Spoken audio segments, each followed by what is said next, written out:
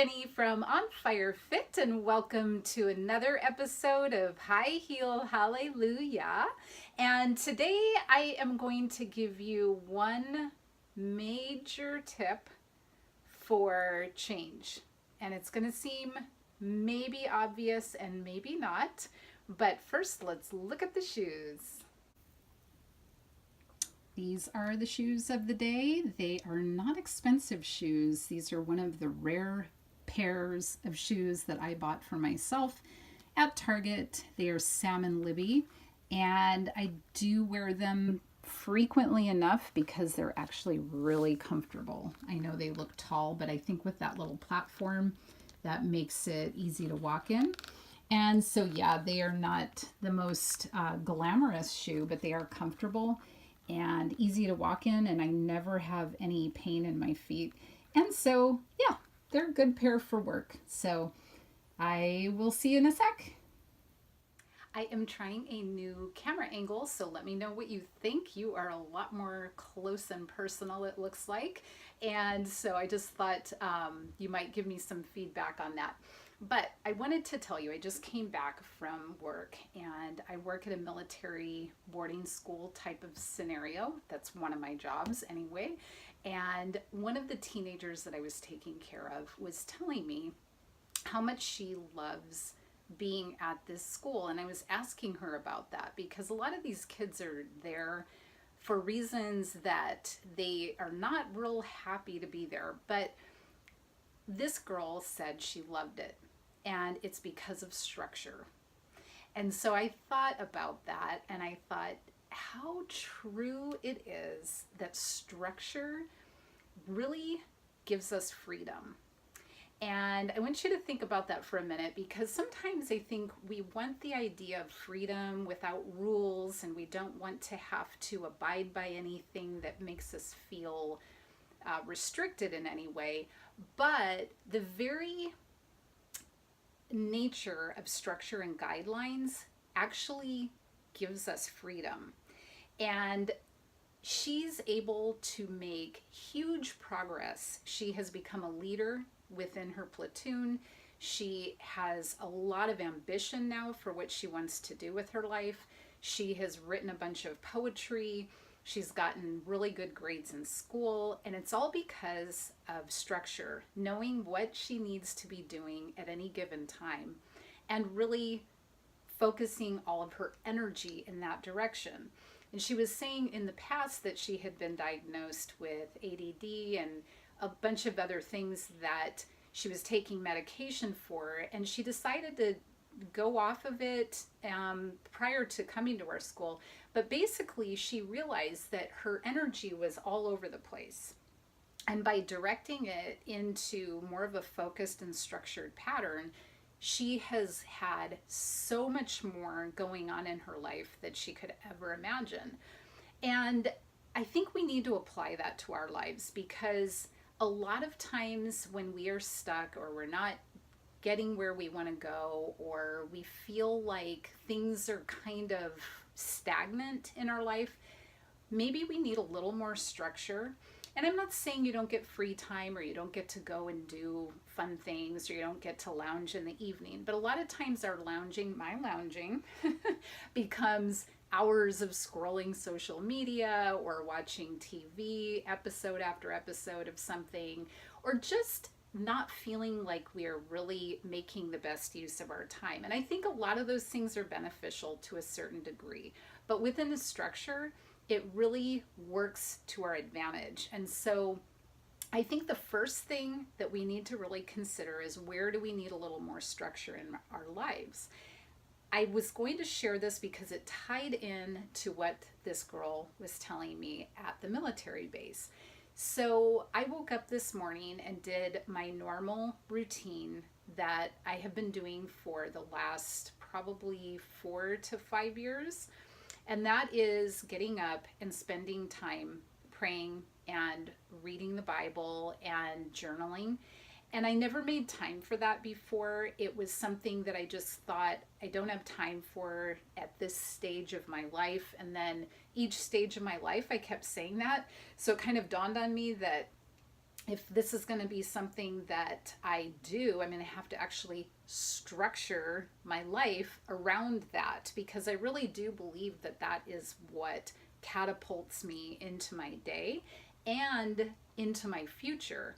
So, all the little steps that we take each day are what add up to our future. And I know that's such a duh kind of a thing to say, but we get so caught up in taking giant leaps that we forget that all those little steps that we take each day are what is really propelling us forward.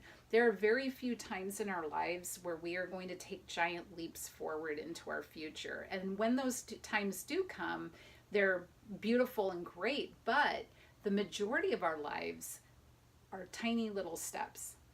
And when you have a structure for how to make those steps actually happen, you will start to see progress. For me, back when I decided that I really needed to prioritize that morning time, even if you talk to somebody that is not a Christian who is productive, they use their first hour of the day very productively and very focused.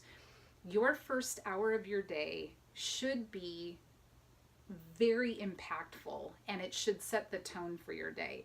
For me, if I don't set the tone according to the Lord, then I'm going to just be going off doing my own thing, selfish ambition, and things that I know aren't really going to take me where I want to go, because ultimately I want to go where God's going. So He's got to lead me. But if we're just talking about anybody in general, stay off of your phone that first hour of the day. Get your mind set right, but you have to have the structure. So you have to decide ahead of time that that first hour of the day, this is what I plan to do. And I actually wrote this down for a long time so that it would be very embedded in my mind and I wouldn't get sidetracked in the morning. So I would get up in the morning and I would look and I would say, God time, what does God time consist of? It consists of opening my Bible. It consists of praying, and who am I praying for? And I would write down the people I'm praying for and what they asked me to pray for them. And then the great part with that is you get to write the answers when they start coming. So you get that to reflect back on. But I would set that up, and one thing that you have to do in addition to that is reverse engineer, so that your day before, your night before, you're actually thinking, how am I going to make that hour happen? That for me means getting lunches prepared the night before, trying to get the dishes done so that I don't have that in the kitchen when I first get up in the morning, pre-setting my coffee maker. That's kind of my routine, because in the past maybe I would use a lot of that first hour of the day just getting caught up to get started for the day. So that structure has built in a whole lot of freedom for me. I woke up today thinking a lot of anxious thoughts. I have a weekend coming up where I am supposed to be going to a church retreat. And my system is kind of weird. If you know me, you know that I've had 3 major abdominal surgeries. They cut out 18 inches of my colon. My system doesn't work real normally, and I eat kind of a special way to try to help with that. So when you're in somebody else's care and they're doing all of this work for you, and then you're getting all demanding about what you need, it's stressful. I don't like to be in that position. I like to try to be low maintenance. So that, and in addition to other factors related to just trying to sleep well and all of that, I was feeling really anxious. But because I have this built-in structure of spending that first hour of my day, sometimes it actually goes longer than that if I don't have to go to work, but just trying to get into what God is trying to say to me, it changed my entire perspective.